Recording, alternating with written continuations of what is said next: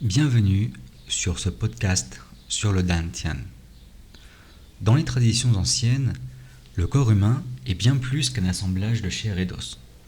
Il est un réceptacle d'énergie, un champ vibratoire en interaction constante avec l'univers. Et au sein de ce corps subtil, 3 centres énergétiques majeurs se distinguent par leur rôle fondamental dans notre vitalité, notre conscience et, en dernier lieu, notre rapport à l'immortalité.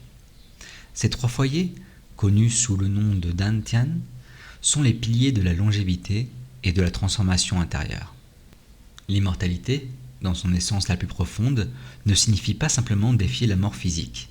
Elle est l'art de cultiver une énergie infinie, une force qui transcende le temps et les limitations du corps. Ceux qui ont su maîtriser l'énergie des 3 Dantian ont non seulement atteint une longévité exceptionnelle, mais ont aussi touché un état d'être où la dissolution du corps n'est plus une fin, mais une transition. Commençons par le Dantian inférieur, la forge de l'essence vitale. Tout commence dans le bas du ventre, environ 3 doigts sous le nombril. Là se trouve le Dantian inférieur, le foyer du Jin. Cette essence primordiale que nous héritons à la naissance et qui, si elle est gaspillée, nous entraîne inexorablement vers la dégénérescence et la mort. Le Jin est notre capital de vie, la source profonde de notre vigueur physique, de notre endurance et de notre capacité à nous régénérer. Dans les arts internes taoïstes, ce centre est perçu comme une forge où l'énergie brute est affinée, où l'essence la plus dense du corps est lentement transformée en force vitale pure. Les anciens maîtres savaient que plus ce réservoir était préservé et tonifié, fortifié, plus le corps pouvait défier les lois du vieillissement.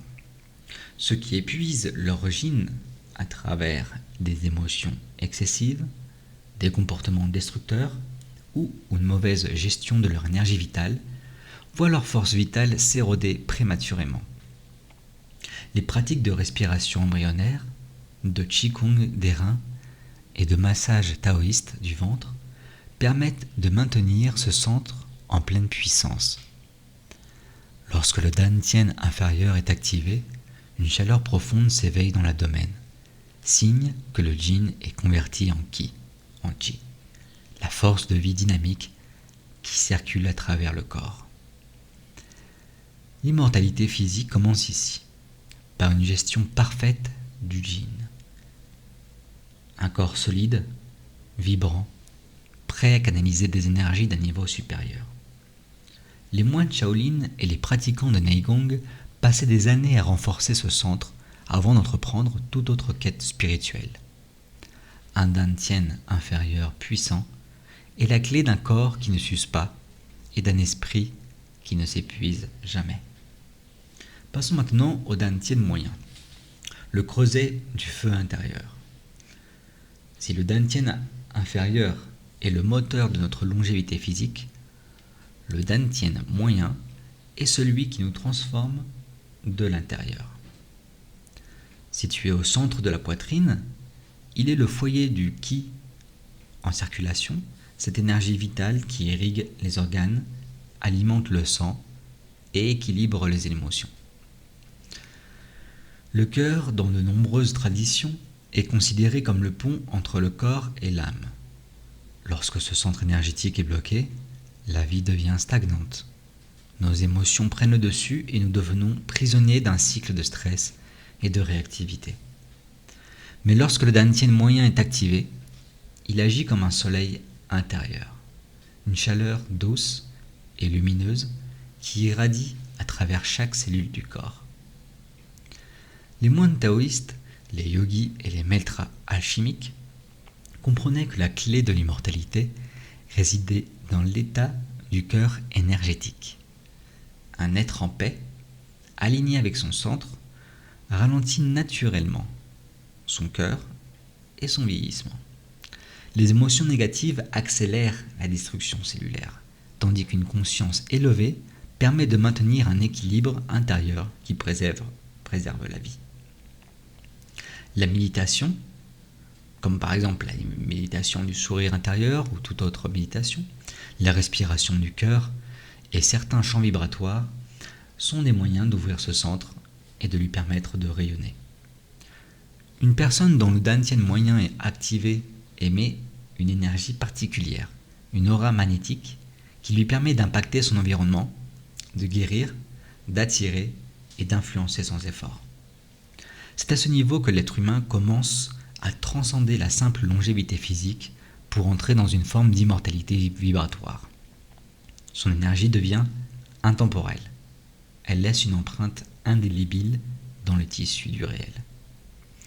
Passons maintenant au dantian supérieur, la porte de l'éveil. Car l'immortalité véritable, celle qui transcende la simple durée de vie, repose sur l'activation du dantian supérieur, situé entre les sourcils, au niveau du troisième œil. Ce centre est le réceptacle du Shen, l'esprit, la conscience pure qui ne dépend plus du corps physique. Lorsque le dantian supérieur est éveillé, les perceptions changent.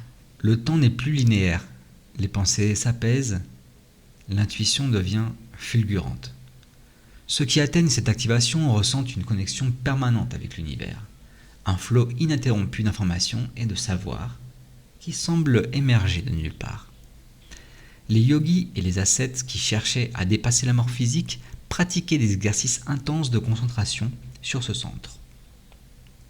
Méditation sur cette lumière dorée subtile, éthérée, activation de la glande pinéale, respiration du vide. Ces pratiques permettent de dissoudre l'attachement au corps matériel, ouvrant ainsi la possibilité d'une existence consciente au-delà de la chair. Le dantian supérieur est donc la clé de l'immortalité spirituelle.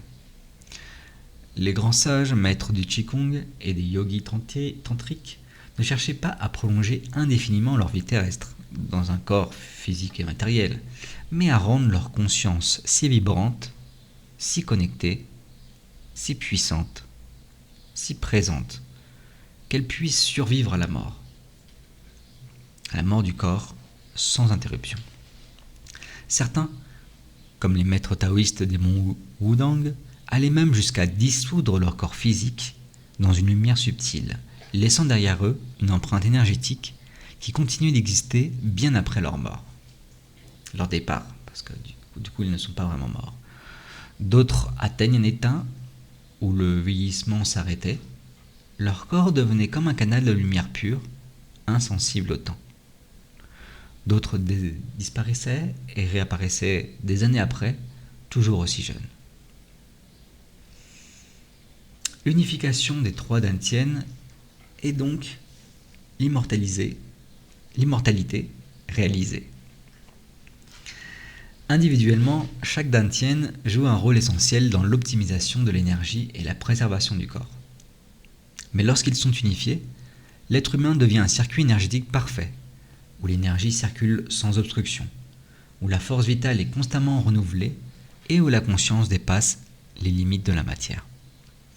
L'objectif des pratiques taoïstes et yogiques avancées est de fusionner ces trois centres en un seul courant énergétique, créant un état où le corps, l'énergie et l'esprit ne font plus qu'un. Cet état de résonance absolue avec l'univers est la véritable clé de l'immortalité.